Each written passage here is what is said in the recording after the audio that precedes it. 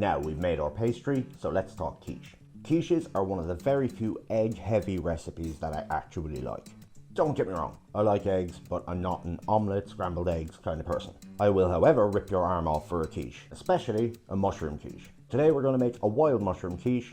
Don't forget to follow if you like my content. A like and a share is always appreciated. Now let's get cooking. So I am using 3 different types of mushrooms. I am using chanterelles, chestnuts, and oyster mushrooms. And remember, if you are using wild mushrooms, make sure that there isn't any debris. And if there is, don't wash them. Just use a brush to take off any excess dust and debris.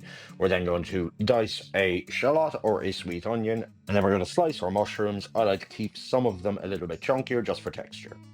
Now, of course, you don't have to use wild mushrooms. You may not be able to get them, or you may not like them. As long as you have yourself about 500 grams of any mushrooms, it'll still taste absolutely amazing.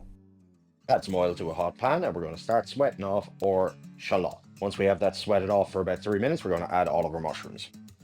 Now, I understand the temptation to give a little bit of a chefy toss of the pan. It's cool and it's chefy, but we don't want to do that with our mushrooms. The reason being is that we need these mushrooms to push out all of their moisture. They're not going to do that if they're not in contact with the pan. So keep that pan on the heat and keep those mushrooms frying hard. Now, obviously, we want to give them the odd stir to make sure they don't burn. Once fried off nicely, set aside to cool.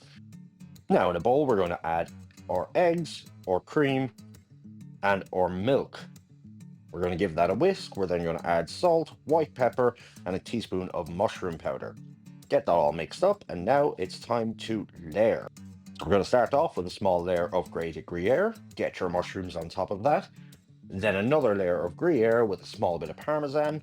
Pour over your egg mixture, and then we're going to get into the oven at 180 for about a half an hour until the egg is cooked. You should be able to poke around on it and it feels fluffy but not too wet. Garnish with parsley, get yourself a nice slice and enjoy. Give this one a go, guys. I know you'll enjoy it as much as I did, and I really enjoyed it. Don't forget to drop a follow and a like, and I'll catch you on the next one.